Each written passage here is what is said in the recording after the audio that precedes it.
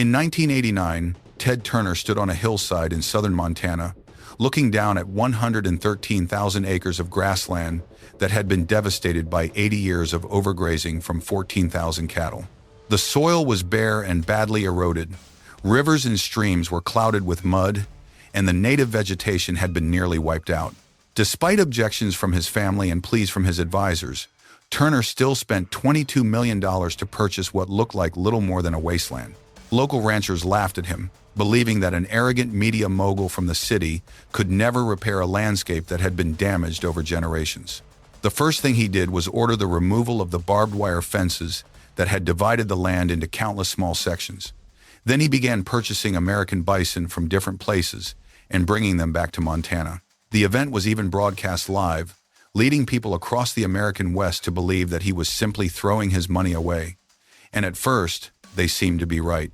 Turner lost money in the first year, then the second, and then the third. Meanwhile, the land recovered so slowly that the changes were almost impossible to see with the naked eye. But after 22 years, the ranchers who had once mocked him could barely look him in the eye. At their peak, Turner's ranches were home to roughly 10% of all the bison in North America, and that was only his first major success. This is one of the greatest wildlife restoration stories in the nation's history.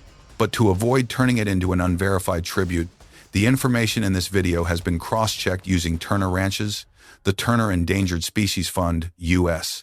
scientific agencies, the memoir Call Me Ted, and Ted Turner's own first-hand accounts. To understand why the project succeeded, we first need to recognize that Turner saw this land differently from everyone else from the very beginning.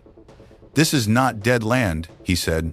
Before the mid-19th century, an estimated 30 to 60 million bison lived across North America. Humans then turned their slaughter into a brutal industry. By the 1890s, fewer than 1,000 remained. I want to pause here for a moment, because that number truly deserves our attention. Tens of millions of ecosystem engineers that once shaped the entire Great Plains had disappeared by 99.99% from their own home. But what came afterward was even worse. When the bison disappeared, people immediately replaced them with domestic cattle. Fences seemed to rise overnight, dividing the grasslands into separate sections. The soil was plowed, and water sources were redirected for farming and livestock production. People assumed that cattle could serve as a substitute because they were roughly the same size. But the ecological functions of the two animals are very different, something we will discuss later. Returning to Turner's perspective, as he stood on the barren land in Montana, he saw that poor and misguided management had caused this place to fail. He wanted to restore it, and everything he did began with a promise he had made when he was 10 years old. At around the age of 10, he read an article in National Geographic explaining that the American bison had once come dangerously close to extinction. Turner later recalled that, at that very moment, he made a promise to himself. If he ever had the means, he would help bring them back. But he also understood that to save the bison, he first needed money, and more importantly, he needed land. At the age of 24, after his father suddenly passed away, Turner took over the family billboard company. From that small business, he gradually moved into television, purchasing a struggling UHF station in Atlanta and turning it into the foundation of a media empire. When CNN launched in 1980, many people believed that no one would want to watch news all day. But Turner was already used to being laughed at. He understood that just because an idea was called crazy did not necessarily mean it was wrong. In the mid-1970s, Turner began purchasing his first bison. By 1987, he had bought his first Western ranch, and 2 years later, he took over the Flying D, nearly 114,000 acres of land located between the Gallatin and Madison Rivers in Montana. When the gates were opened, the bison herd stepped out onto grasslands, stretching all the way to the base of the mountains. They paused, taking in the unfamiliar surroundings, and then slowly began to spread out. The heavy sound of their hooves echoed across ground that had once been grazed nearly bare by cattle. Over the following decades, Turner built a network of 13 ranches across 6 U.S. states, covering nearly 2 million acres in total. Today, Flying D alone is home to about 4,500 bison. As early as 1989, he placed the ranch under a permanent conservation agreement that restricted subdivision and real estate development. Turner wanted Flying D to continue generating revenue, but he also wanted to make sure that after his death, its hills, streams, and migration corridors would not be turned into housing developments. And perhaps that is the most fitting way to thank him. The bison are still running, and the land is still being allowed to live. As you already know, Turner continued to face skepticism. Even CNN called it a crazy idea, so this time, he did not argue. He simply continued carrying out his plan. Russ Miller, the manager of Turner's Western ranches, recalled the moment Turner flipped through a collection of 19th century paintings by artist Carl Bodmer depicting the wild Great Plains. Turner looked at the paintings, then looked out at the reality of the Flying D Ranch. Overgrazed Angus cattle, roaring tractors, tangled power lines, and barbed wire fences dividing the habitat. He pointed and gave a firm order. "Remove it! Remove it! Remove all of it!" Immediately, 14,000 domestic cattle were removed. More than 5,000 acres of cropland were restored to native grassland. However, nature did not come back to life overnight. Ecological recovery required decades of patience in dealing with drought, soil salinity, and invasive species.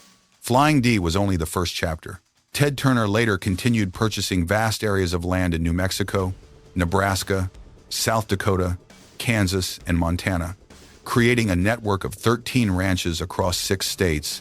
Flying D alone now has about 4,500 bison, while Vermejo has more than 1,200. By 2024, nearly every native large mammal species found in the contiguous 48 states, with the exception of the Canada lynx, had been recorded at Flying D. At its peak, Turner's network managed more than 50,000 bison across 16 ranches, making it the largest privately owned bison herd in the world. Do you remember when we said that bison and cattle may be similar in size, but their impacts are very different? That is not just a theory, it has been proven. Both cattle and bison are large grazing animals, but cattle are often kept in the same grazing areas for long periods, repeatedly cutting down the same layer of grass. Bison, on the other hand, move in herds, graze heavily, and then move on, giving the area time to recover. They carry seeds in their fur, spread nutrients, and create an uneven landscape. Some areas have short grass, others have tall grass, and some have recently been disturbed. This habitat diversity creates space for many plant species to coexist. The clearest marks they leave behind are their dust wallows. A bison uses its horns and hooves to scrape the ground, then rolls its nearly 1-ton body in the dust. After repeated use, the ground sinks into a natural bowl-shaped depression. When rain arrives, water collects there, moisture-loving plants begin to grow, insects gather, and small birds gain another place to drink.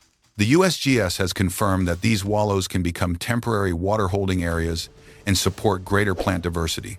The strongest long-term evidence comes from Konza Prairie in Kansas. After 29 years of monitoring, Zach Ratajczak's team reported in PNAS that areas with bison had 86% greater native plant species richness at the watershed scale and 103% greater richness in small survey plots, compared with areas without large grazing animals. Cattle also produced improvements, but their impact was less than half that of bison. The results persisted even through the most severe drought in 4 decades. At Vermejo, Turner returned more than 1,200 bison to 558,000 acres of land that had once been affected by grazing and mining. Today, the property is home to more than 1,000 species of vascular plants, along with vast grasslands connected to mountain forests and streams that support native fish. The recovery has been so remarkable that it can be clearly observed from space through NASA's Landsat satellites. From the dull gray-brown patches of bare and degraded land seen in 1990, satellite maps gradually shifted over time toward deep, vibrant shades of green. But wait, do not misunderstand. Cattle do not necessarily harm grasslands. The real issue lies in how humans manage them. With adaptive multi-paddock grazing, cattle are concentrated into groups, allowed to graze for only a short period, and then move to another area. The grassland is then left undisturbed for several weeks or even months so it can recover.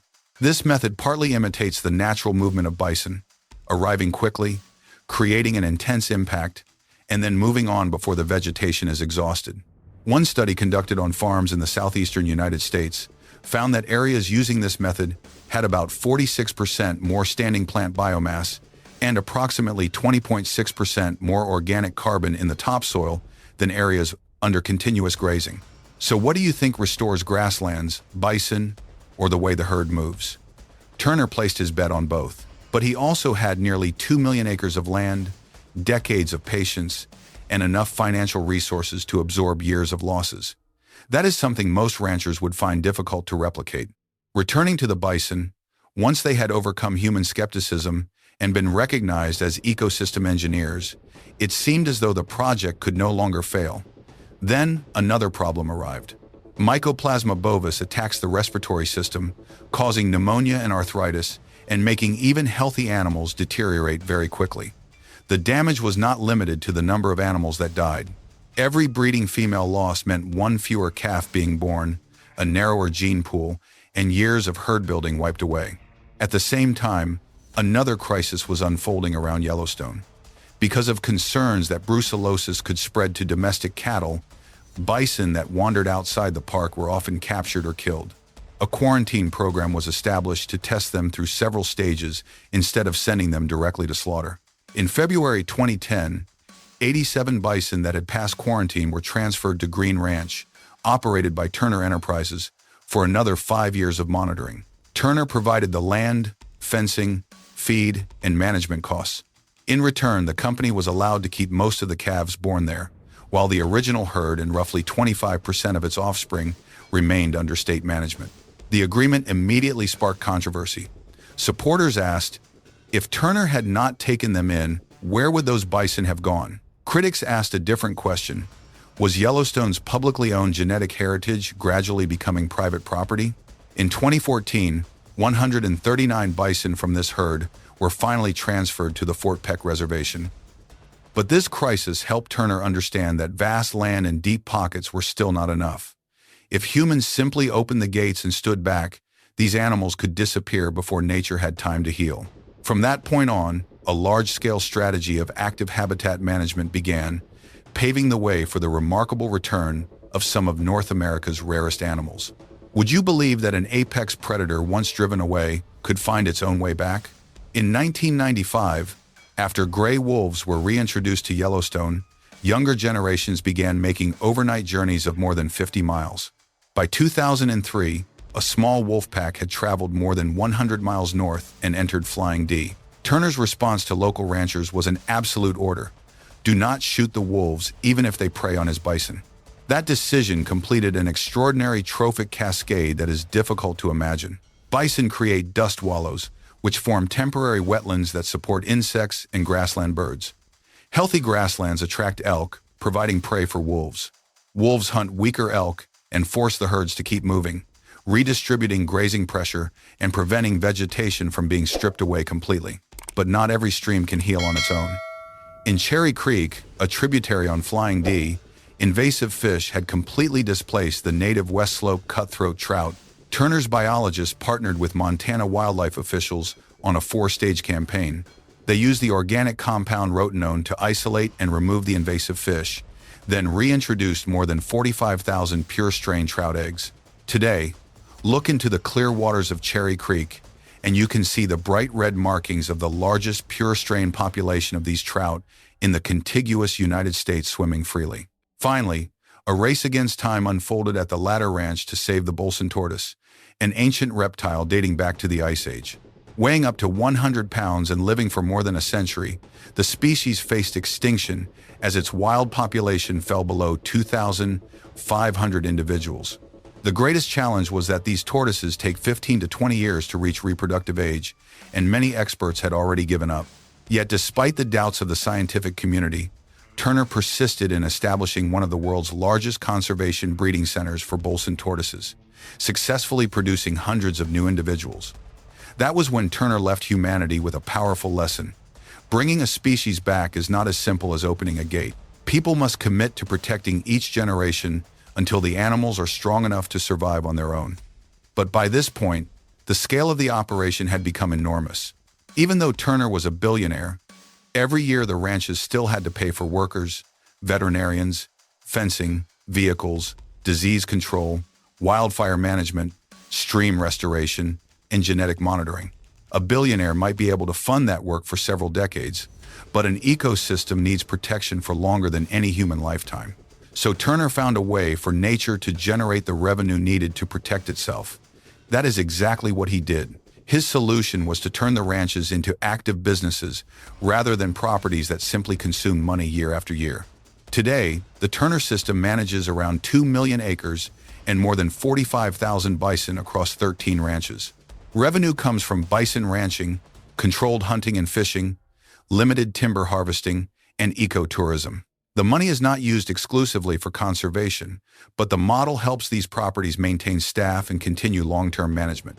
In 2002, Turner and restaurateur George McCarrow opened Ted's Montana Grill. The restaurant chain did more than sell bison burgers. It also helped create a stable market for the bison industry. More than 50 million meals have been served, helping many landowners realize that bison could generate economic value without requiring them to convert entire grasslands to cattle production or real estate development. By 2026, Turner Enterprises reported that the chain had around 38 restaurants across 16 states, with a menu ranging from burgers to bison brisket and bison steaks. In terms of nutrition, USDA data shows that 100 grams of raw lean bison meat contains about 109 calories and 1.8 grams of fat, significantly less than the choice-grade beef sample compared in the same dataset. But that does not mean every bison dish served in a restaurant is automatically healthy. Cooking methods, portion sizes, and sauces still determine much of its final nutritional value. Ted Turner will be remembered not only for CNN or his enormous fortune, but also for using his power to return living space to species that humans had once pushed to the edge of disappearance. He did not save nature through a single action. He bought land, accepted financial losses, funded scientific research, protected water sources, and gave those projects more time than a single human lifetime. Bison have returned to grasslands that were once exhausted. Streams that had lost their native fish have been restored. Wolves, tortoises, and many other rare species have been given another chance to survive. More importantly, Turner proved that private land does not have to end in fences, housing developments, or exploitation until nothing remains. Ted Turner passed away on the 6th of May, 2026, at his home in Florida. He was 87 years old and had lived with Lewy body dementia for approximately 8 years. When he died, most obituaries focused on CNN, TBS, the Atlanta Braves, the America's Cup, and his $1 billion donation to the United Nations. But few devoted much attention to the lands he had spent decades protecting. During the final months of his life, Turner asked to see Mike Phillips, the biologist who led the Yellowstone wolf reintroduction program and co-founded the Turner Endangered Species Fund.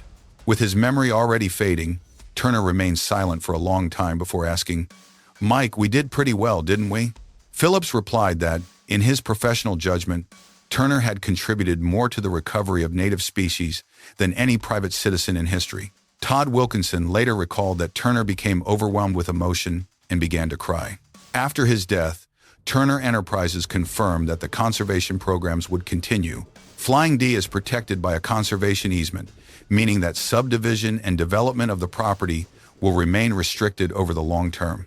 The Turner Endangered Species Fund continues to operate, while the Turner Institute of Eco-Agriculture continues researching how the lessons learned at Flying D can be applied elsewhere. However, not all 2 million acres are protected to the same degree. Their future still depends on Turner's successors, continued funding, and the specific legal agreements covering each property. If the model is successfully expanded, Flying D will stand as proof that private land can help restore an entire ecosystem. Even if it is not, the ranch will remain the greatest living legacy Turner left behind. Ted Turner did not leave behind a perfect story, but he did leave us with a very important question. If land that has been exploited to the point of exhaustion can still recover, how many other places might we still be able to save? The bison herds at Flying D are more than symbols of the past returning. They are proof that when people give nature enough space, time, and patience, life can find its own way back. Do you think Turner's model should be expanded and applied elsewhere? Leave your thoughts in the comments, subscribe to the channel, and continue joining us for more stories of nature's recovery.